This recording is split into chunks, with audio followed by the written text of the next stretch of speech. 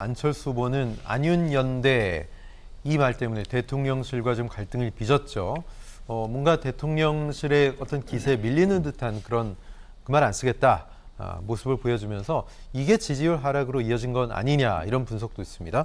최 교수께서는 어떻게 보십니까? 이 부분도 일정 부분 작동했다고 봐요. 물론 이제 그 천하람 후보가 나오는 바람에 그 표가 분산된 것도 분명히 있지만 네. 한편으로 보면 될 수 있는 예컨대 이런 거잖아요. 비윤, 친윤으로 나눠서 국민의힘 내부에서도 대통령의 당무 개입에서 우려와 걱정을 하는 사람 분명히 있습니다. 이분들 입장에서는 당이 이렇게 가면 안 된다고 하는 위기감이 있을 것이고 네. 그랬을 때 비윤의 깃발을 좀 더 선명하게 들었다고 하면 그 한 사람으로 이렇게 수렴될 수 있는 힘의 동력이 생겼을 거라고 생각해요. 근데 나라가 안 됐다 이거죠. 그렇죠. 안철수 네. 후보는 잘 아시는 것처럼 대통령실에서 뭐 한마디 하면 그냥 바로 수용하고 잘못했다는 인정하는 듯한 태도를 보이고 이렇게 해버리면 비윤으로서 제대로 역할을 할 수 있을까? 이 사람이 과연 대표가 됐을 때 지금 윤핵관 중심으로 운영되는 당의 색깔이나 컬러를 바꾸면서 본인의 색깔을 강화할 수 있을까? 이 의문이 생기는 거잖아요.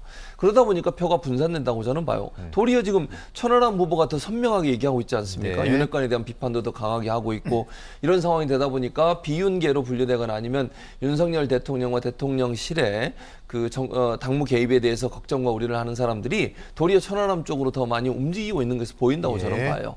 그래서 안철수 후보는 포지셔닝을 잘못하고 있어요. 본인이 지금 어떤 방식으로 전당대에 임해야 본인이 승리할 수 있을까 하는 부분에 대한 잘못된 판단이 저는 있다고 봅니다. 예. 이것도 아니고 저것도 아니고 비윤이나 반윤으로 분류되는 걸 엄청나게 부담스러워해요.